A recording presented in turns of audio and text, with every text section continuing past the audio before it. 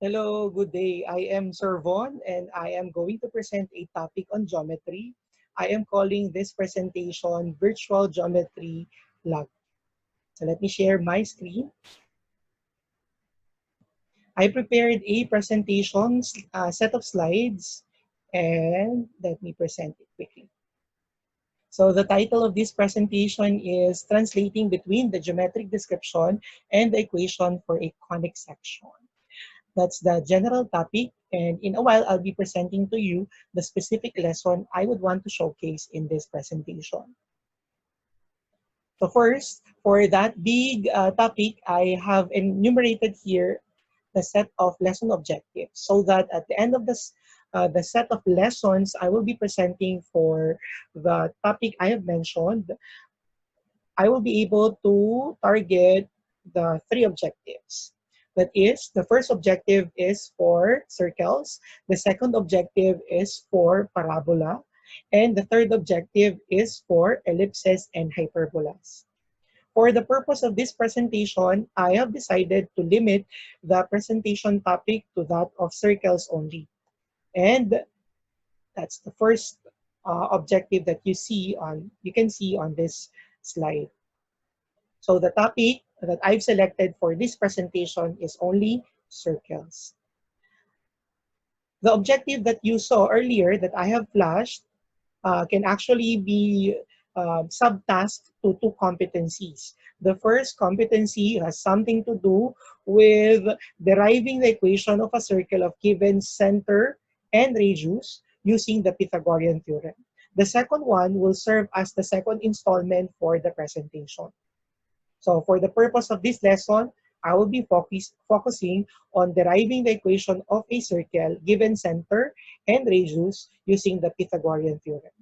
So before I proceed to presenting the lesson through examples, I have decided to include concepts and definitions to be clarified first, or definition of terms to be clarified first. Let me start concepts and definition of terms with an introduction as to the following.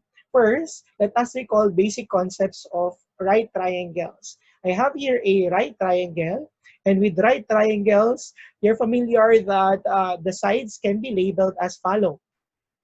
So the sides are A, B, and C. A and B are the shorter sides for this triangle.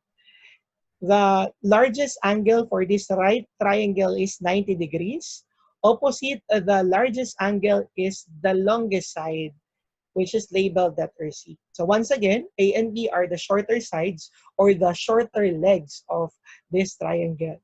And C is the longest side and is given a special name or term, hypotenuse. For right triangles, there is an applicable rule that applies to how the sides of the triangle relate to each other. And that is called the Pythagorean theorem. The Pythagorean theorem states that the square of the longest side is actually equal to the sum of the square of the shorter sides. Or in other words, that's a C squared is equal to A squared plus B squared, which is reflected as an equation in this slide. Another concept that I'd like to present to you prior to presenting the main topic is that of the concept of the equations of a circle.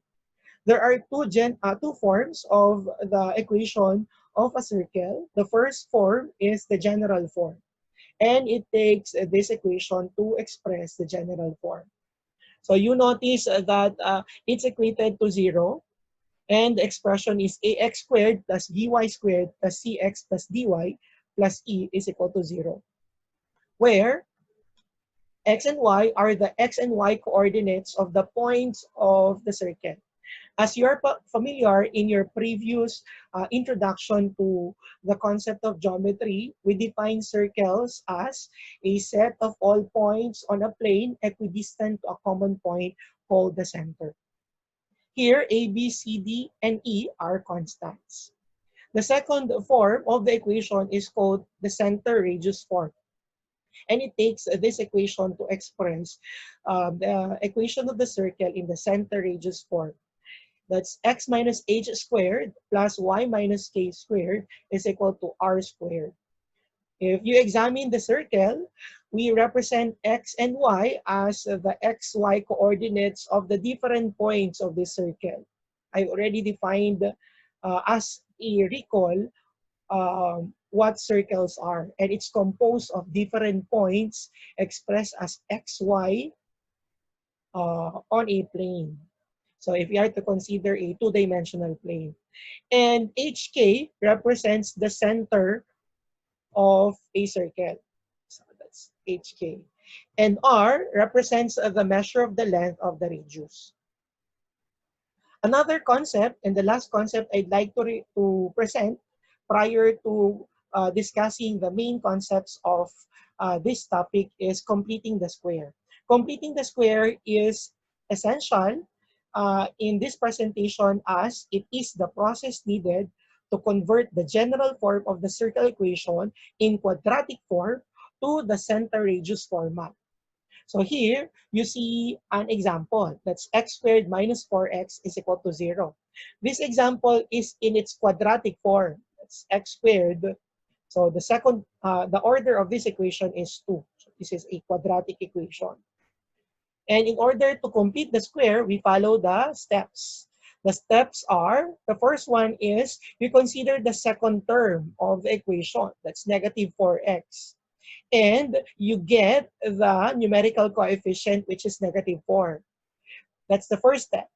So once you have identified the numerical coefficient of the second term of the equation, you divide that by 2, and you get negative 2. The third step is for you to square the result. So negative 2 squared is 4. And then you add 4 to both sides of the equation, right-hand side and left-hand side of the equation. And you'd get x squared minus 4x plus 4 is equal to 4. And finally, you simplify by expressing your trinomial as a binomial to the second power. So that's x minus 2 squared is equal to 4. As you're familiar in binomial expansion in your previous topic in algebra, we can expand the binomial x minus 2 squared by getting the square of the first term, that's x squared, plus twice the product of the first term and the second term, that's negative 4x, plus square of the last term, that's negative 2 squared, that's 4. And that is what we get as the simplified version, which is in the form of a square of a binomial equals a constant. That's the constant is equal to 4. So this particular concept is crucial in understanding the topic that I'll be presenting today and the second installment that you get as a means for me to target the first objective that that was set for the topic on circles. Now, for the particular lesson proper, I have decided to include 2 lesson examples for me to present how you'd go over the process and finally get what we want, and that is the equation of the circle, equation or equations of the circle. And after the 2 examples that that I'll be showcasing, I will be presenting 2 lesson exercises. So let's proceed with example number 1. For this particular example, you are given the equation, so the center to be 2, 4, and the radius 5. And our task is to determine the equation of the circle. As you're familiar, there are 2 forms of the equation of a circle, and we are going to do both. So the first step is to recall the center radius equation form, and that's x minus h squared plus y minus k squared is equal to r squared. As you're familiar, the center expression 2, 4 here represents hk. That is, the value of h is 2 and the value of k is 4. And the r value or the radius value is 5. We simply substitute for step number 1. Step number 1, once again, look at the equation, the general, this form rather, which is the center radius form. We substitute 2 to h, we substitute 4 to k, and we substitute 5 to r. And we get this as part of our first step. For the second step, we simply simplify. And simplifying would mean we square the right-hand side of the equation as is shown in the first step. Let me go back to the previous slide once again. There. Once you're able to do that, or actually this or this one as well, could already be qualified as a means for you to express your equation using the center radius format. So you already have an answer even during your step one. So this second step is a better way of expressing the answer. But even if it's step one, it already is your answer. It could already qualify as your answer. So either step one or step two gives you the answers already. Now, that's the center radius form. But you don't settle with just expressing it using the center radius form. You also should be exploring how to express it using the general form. And for you to do that, you follow the next set of steps. Step number one is for you to expand the equation from the previous format. And the previous format is the center radius format.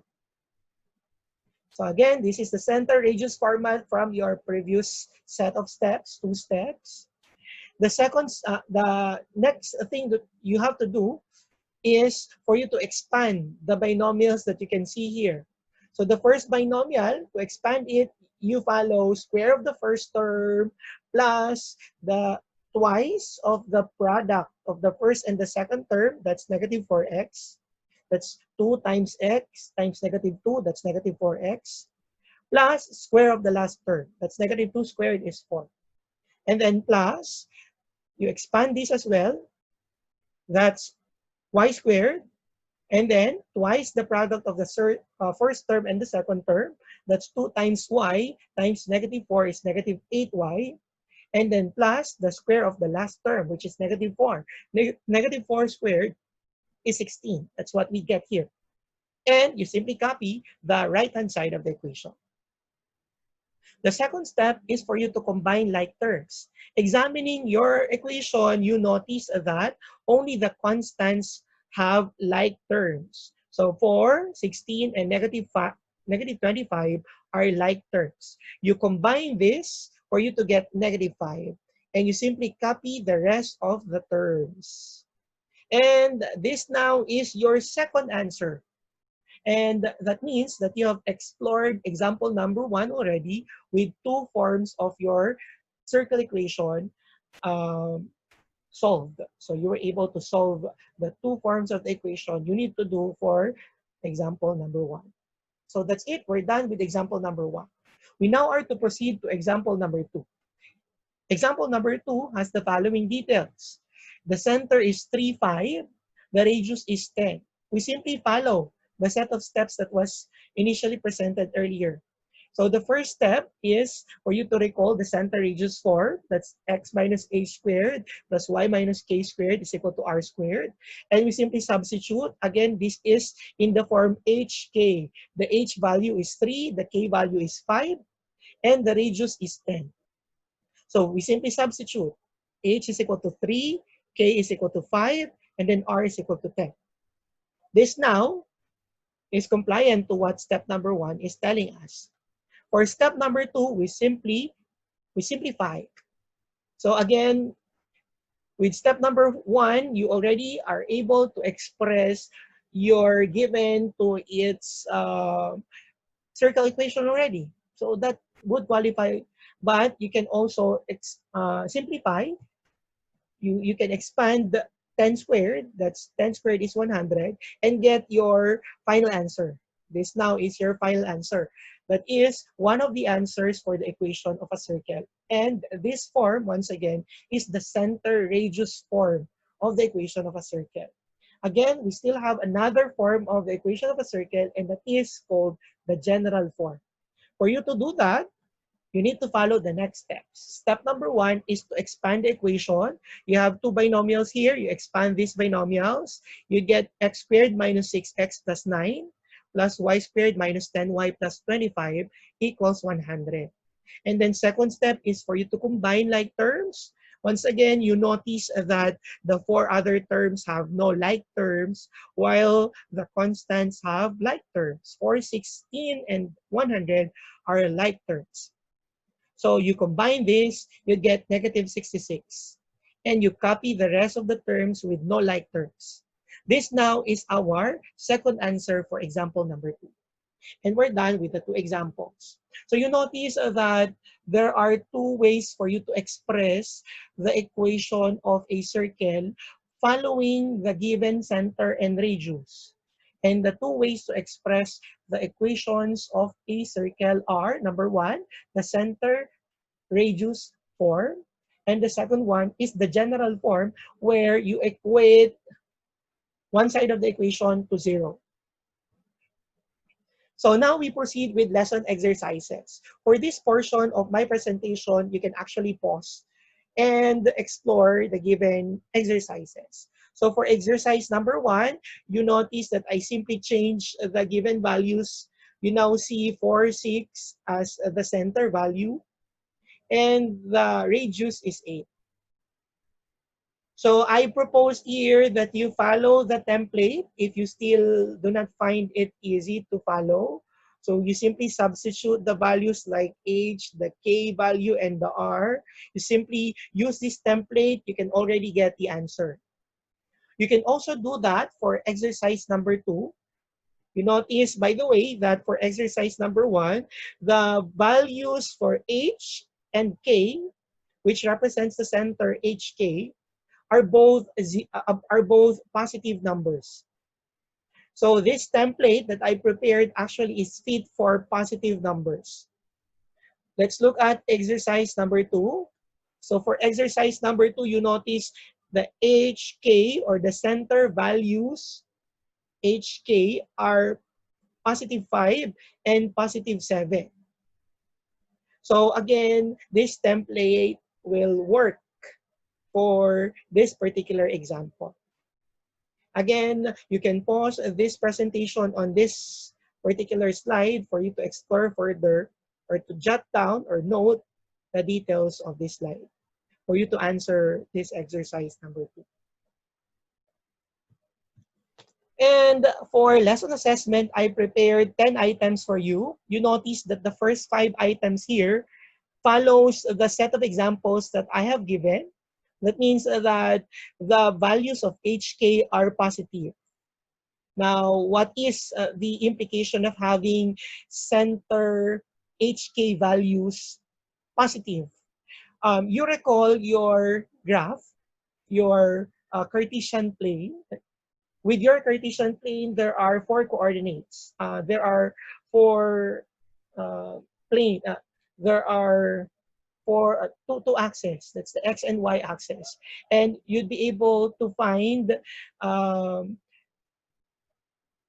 the different centers located on that coordinate axis.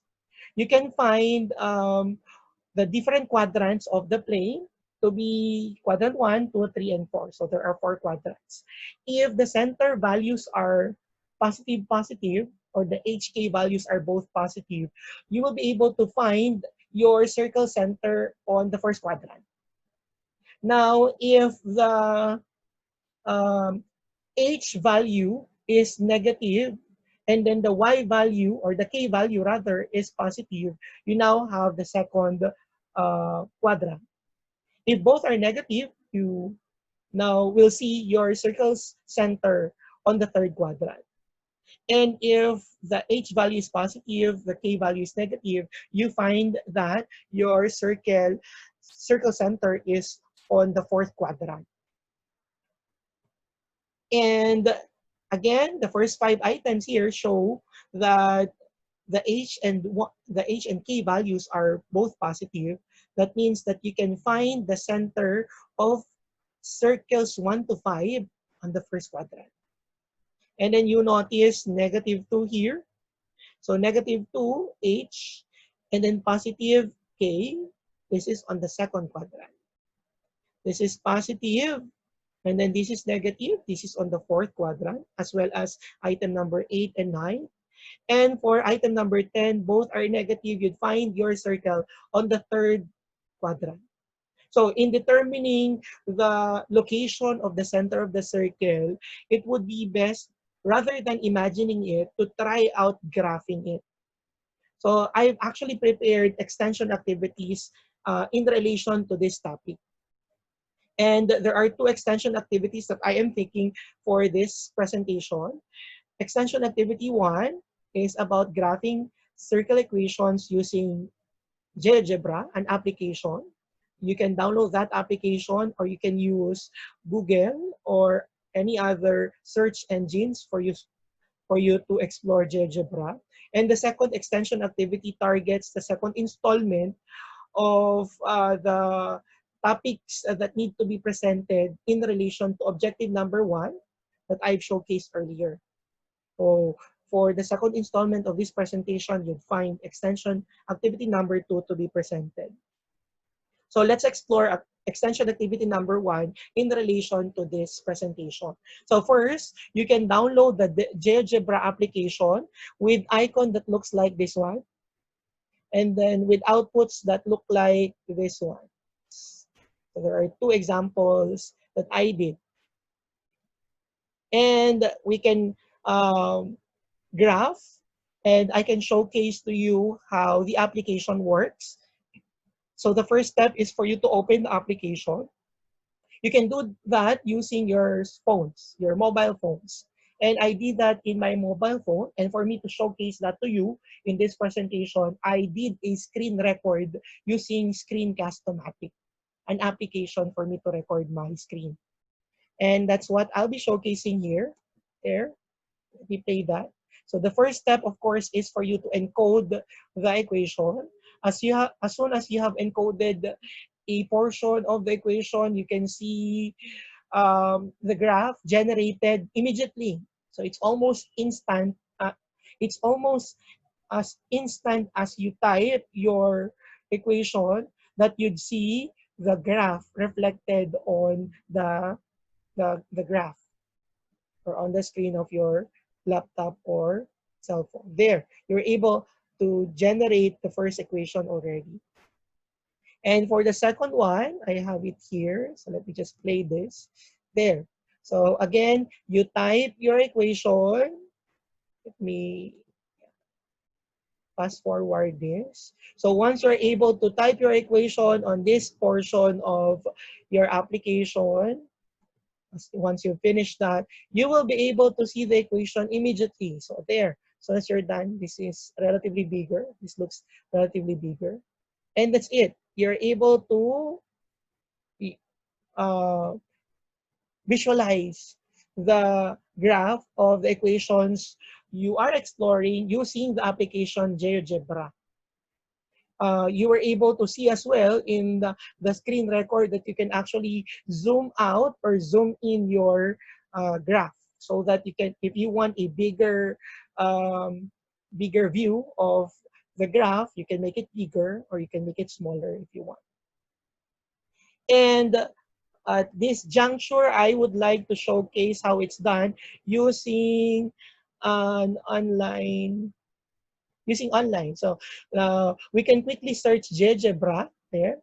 And then we select GeoGebra free math apps. Just make this bigger there. And then you locate Start Calculator on this tab. So click Start Calculator. And then you will be led on another tab, on this tab, where you'd see the graph on this panel of the application. And then on this portion, you see plus sign, you can add your equation. So what I just do is, I'll just copy my prepared equations. So I have two prepared equations, the ones that I have showcased to you. I'll just copy this. And let's see what happens when I copy this one. So once it's copied on this portion, you see what appears is a linear graph.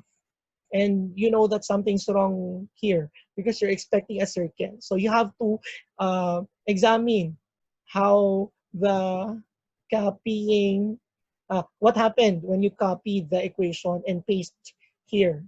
So it became x2. So it's interpreted as a linear equation. We have to change this. It should be x squared. So Let's locate the keyboard there.